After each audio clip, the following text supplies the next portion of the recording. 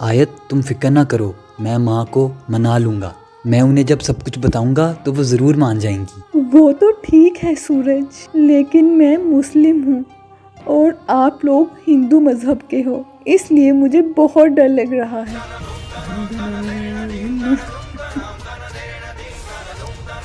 सूरज, ये कौन है तुम्हारे साथ? माँ, ये आपकी बहू है।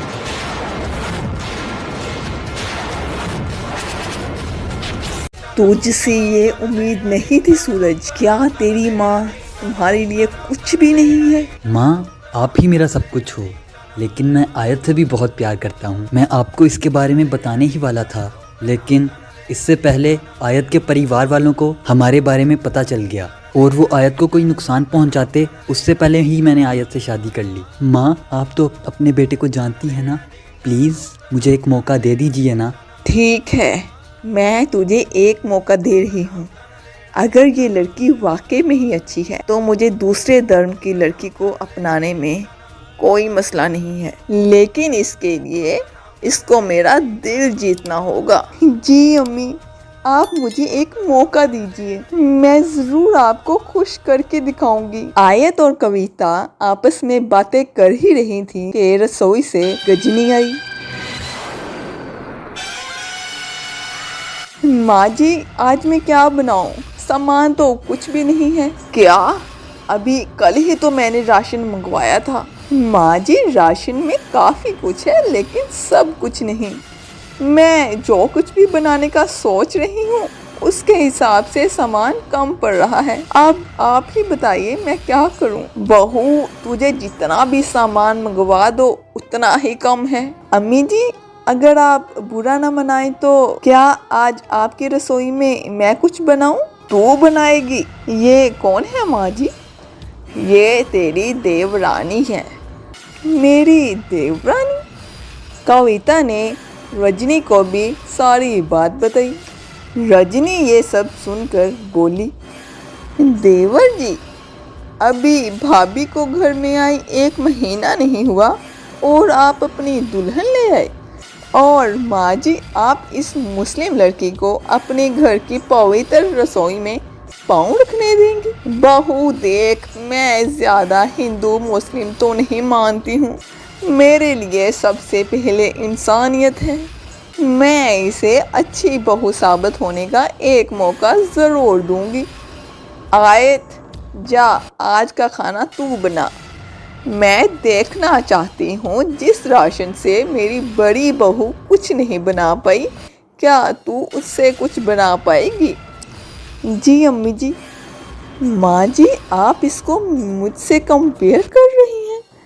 कंपेयर नहीं कर रही हूँ, आजमा रही हूँ। कविता ने ऐसा बोलकर बात को ख़त्म कर दिया।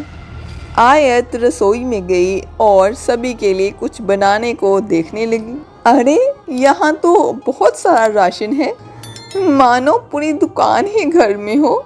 मेरी जेठानी जी को इससे भी खाना बनाने में परेशानी हो रही थी। आयत ने सारा राशन देखा और फिर उससे खाना बनाना शुरू कर दिया। जिस राशन से रजनी को शिकायत हो रही थी, उसी राशन से आयत ने रबड़ी, पकौड़े, रोटी, बिरयानी और सब्ज़ी वगैरह बना ली। उसने बहुत जल्दी सब कुछ बना दिया था। 1 घंटे के बाद जब कविता रसोई में आई, कुछ बना के नहीं बहू? जी अम्मी जी, काफ़ी कुछ बन गया है, मैं लेकर आती हूँ। आयत ने अपनी पहली रसोई का खाना टेबल पर लगाया। सभी इतने ज़्यादा पकवानों को देखकर चौंक गए। ये तुमने बनाए हैं क्या, इतने सारे खाने? जी जेठानी जी, ये सारा खाना मैंने ही बनाया है। हो ही नहीं सकता, रसोई में इन सब खानों को बनाने के लिए सामान पूरा ही नहीं था। जो भी सामान था मैंने उसी से ही ये सब बनाया है। अरे वाह, लग रहा है खाना जैसे दिल के साथ साथ दिमाग से भी बना है। बहुत अच्छे, लेकिन हाँ, अभी भी तुझे काफ़ी कुछ सीखना है बहू। अपनी सास के मुंह से तारीफ सुनकर आयत को खुशी हुई। लेकिन इसके साथ साथ रजनी आयत से बुरी तरह चिढ़ गई थी। ऐसे ही अब रोज़ाना सिलसिला जारी था, जहाँ पे रजनी को रसोई के काम से बस शिकायत ही शिकायत थी। वहीं दूसरी तरफ आयत सभी का दिल जीत रही थी। माँ जी, मैं आलू मटर की सब्ज़ी बनाने वाली थी, लेकिन जैसे ही देखा तो टमाटर नहीं है। क्या बहू, कुछ ना कुछ तुझे शिकायत रहती ही है। बिना टमाटर के भी सब्ज़ी बन जाती है। टमाटर से खटास आती है माँ जी। बिन टमाटर मैं सब्ज़ी बना तो दूँ, लेकिन वो अच्छी नहीं बनेगी। तू तो रहने ही दे। आयत बहू, जा तू आज आलू मटर की सब्ज़ी बना। जी अम्मी, मैं अभी बना देती हूँ। आयत रसोई में गई और उसने थोड़ी ही देर में बहुत ही स्वादिष्ट आलू मटर की सब्ज़ी बना दी, जिसे खाकर कविता बोली, बहू सब्ज़ी तो लाजवाब बनी है। तूने कौन सा जादू चलाया है? एक भी टमाटर नहीं था, लेकिन फिर भी इसमें खटास आ रही है। हाँ जिठानी जी, क्योंकि मैंने इसमें टमाटर की जगह खटाई डाल दी थी। वाह रजनी बहू, कुछ सीख अपनी देवरानी से। इसे तो अब मैं बताऊंगी। अपनी देवरानी की लगातार तारीफ़ों और काबिलियत की वजह से रजनी अब जलने लगी थी और उसके मन में अपनी देवरानी के कामों को बिगाड़ने की तरकीबें आ रही थी। वहीं दूसरी तरफ रमज़ान भी आ चुके थे। रमज़ान के आने से एक दिन पहले आयत ने घबराते हुए अपनी सास से पूछा, अम्मी जान, कल से रोज़े शुरू हैं। मैं भी हर साल रमज़ान रखती हूँ, क्या इस बार भी मैं रोज़े रख सकती हूँ? रोज़े? बहू, मैंने तुझे कितनी बार कहा है, मैं ज़्यादा धर्म नहीं देखती। अगर तुझे रोज़े रखने हैं तो तू रख ले, लेकिन हाँ, घर का कोई काम रुकना नहीं चाहिए। शुक्रिया अम्मी। आयत ने सहरी खाकर अपने ससुराल में पहला रोज़ा रखा। कविता आयत से मन ही मन में काफ़ी खुश थी, लेकिन वो इतना जाहिर नहीं करती थी। अपनी बहू की अफ्तारी के लिए कविता ने बाजार से काफ़ी सामान मंगवाया। आज बहू पूरा दिन भूखी प्यासी रहेगी, उसके लिए ये अफ्तारी मंगवा दी है।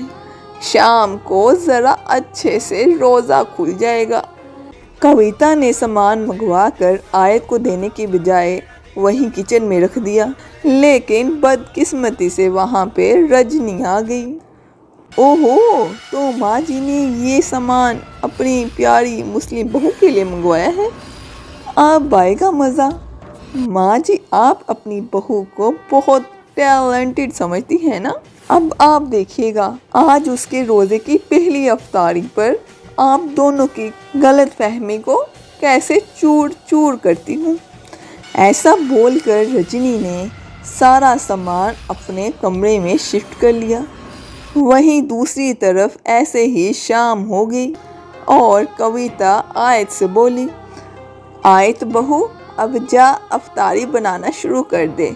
तू आज रोज़े से थी ना, तो मैंने तुम्हारी अफ्तारी के लिए सामान मंगवाया है, वहीं रसोई में ही पड़ा है।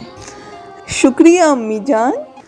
आयत रसोई में आई और सामान को देखने लगी, लेकिन उसे कोई सामान नज़र ना आया। या अल्लाह, अम्मी जान ने सामान कहाँ पे रखा है? यहाँ पर तो कुछ भी नहीं है। अब मैं क्या करूँ? क्या हुआ देवरानी जी, रोज़ा रखकर दिमाग की बत्ती बुझ गई क्या? बनाओ बनाओ, देखती हूँ आज तुम क्या बनाती हो। रजनी ऐसे ही बोलते हुए चली गई।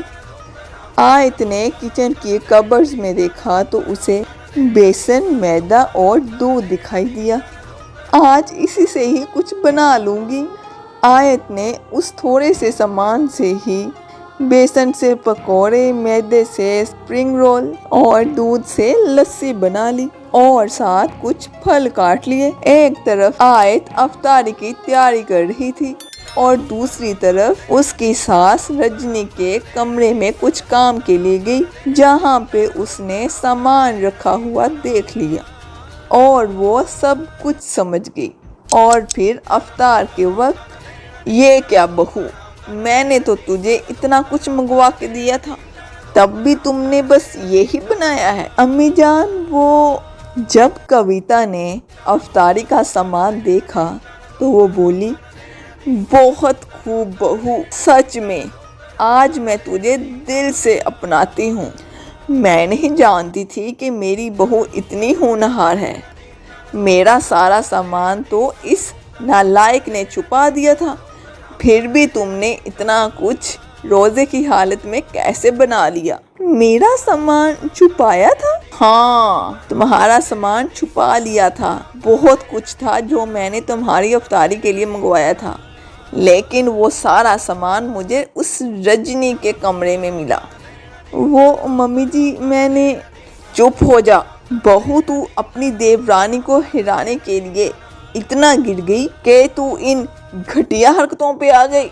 एक बात जान ले बहू, खाना कभी सामान से स्वादिष्ट नहीं बनता, बल्कि नियत से बनता है। अगर नियत साफ हो तो कम सामान में भी पकवानों का ढेर लग जाता है, जैसा कि आज आयत बहू ने किया। अगर तुझे इसकी तारीफ सुनकर जलन महसूस होती है तो तू खुद को भी इस काबिल बना कि तेरी भी तारीफ की जाए, वरना ऐसी हरकतें कर करके तो तू खुद को ही मेरी नज़र में गिरा रही है। अपनी सास की बातें सुनकर रजनी को सब कुछ समझ में आ गया और वो बोली, माँ जी मुझे माफ़ कर दीजिए, मैं न जाने जलन में क्या कुछ कर रही थी। मैं आइंदा ऐसा कुछ नहीं करूँगी। देवरानी जी, आप भी मुझे माफ़ कर दीजिए ना। आज आपका पहला रोज़ा था और आप पूरा दिन भूखी रही। मुझे आपके साथ ऐसा नहीं करना चाहिए था। नहीं जिठानी जी, माफ़ी मत मांगिए। आज आपकी इस हरकत से मुझे अम्मी जान मिल गई, तो मुझे और क्या चाहिए। मैं आपसे नाराज़ नहीं हूँ। तुम अपनी तरह मुझे भी खाना बनाना सिखाओ ना। ठीक है, कल अफ्तारी के पकवान आप मेरे साथ बनाना, देखना आपको बहुत अच्छा लगेगा। आयत की बात सुनकर रजनी मान गई और अगले दिन दोनों बहुओं ने अफ्तारी के लिए पकवान बनाए। आयत ऐसे ही रजनी को रोज़ाना खाना बनाना सिखाती थी। अब रजनी सुधर चुकी थी और अब सब कुछ ठीक हो चुका था।